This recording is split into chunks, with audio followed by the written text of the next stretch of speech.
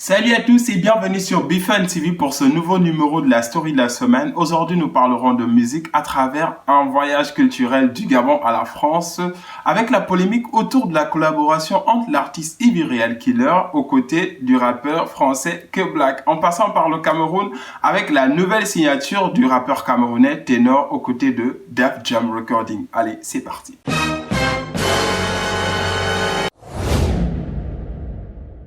Il a fait parler de lui récemment avec une série de lives où il annonçait son départ officiel du groupe BGMFK, au sein duquel il a évolué durant ces dernières années. Le rappeur gabonais Ivy Real Killer réclamait aussi dans ses lives un titre qu'il aurait enregistré aux côtés du rappeur camerounais Ténor. Aujourd'hui, Ivy Real Killer fait encore parler de lui avec une nouvelle polémique au sujet d'un feat avec l'artiste français Q-Black. Alors, que du côté du Gabon, on le félicitait déjà pour cette collaboration, vu comme un grand pas dans la musique gabonaise, plus ou moins. Cette gloire aurait été de courte durée jusqu'au moment où, via une story sur son compte Instagram, Q-Black déclarait sur une capture d'écran d'Ivy: « Tu t'es inventé un feat Igo, tu voles les sons des gens, moi je suis pas au courant. » Seigneur Mandela, je n'ai jamais vu ça. Quelque temps après, le son n'était plus disponible sur YouTube où on pouvait lire « Vidéo non disponible ». Cette vidéo inclut du contenu de Believe Music qu'il a bloqué pour des raisons de droit d'auteur.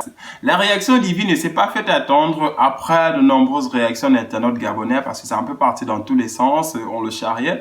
Et du coup, c'est par le canal de sa page Facebook qu'il s'est exprimé et on pouvait lire dessus: « Comme vous l'avez constaté, le pasteur Machiavelus a usé de sa main noire pour mettre un frein une fois de plus au développement artistique de notre cher pays.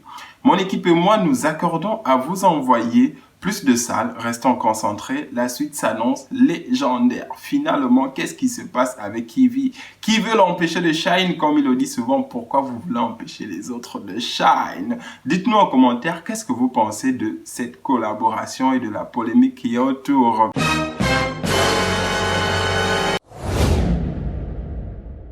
Du côté du Cameroun, le jeune rappeur ténor de son vrai nom, Thierry Mungumu Aya, vient d'écrire une nouvelle page de l'histoire du hip-hop camerounais et de l'Afrique centrale. Alors que ces derniers annonçaient sur ses différents comptes qu'il arrêtait tout, beaucoup se sont posé des questions sur ce que nous préparait le jeune rappeur de 22 ans.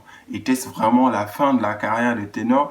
Eh ben non, car après seulement 2 jours de silence, ouvrant la porte à de nombreuses spéculations, le premier artiste camerounais signé chez Universal Music a refait surface ce vendredi 24 juillet, annonçant sa signature chez Def Jam Recording, un label discographique de hip-hop américain détenu par Universal Music Group.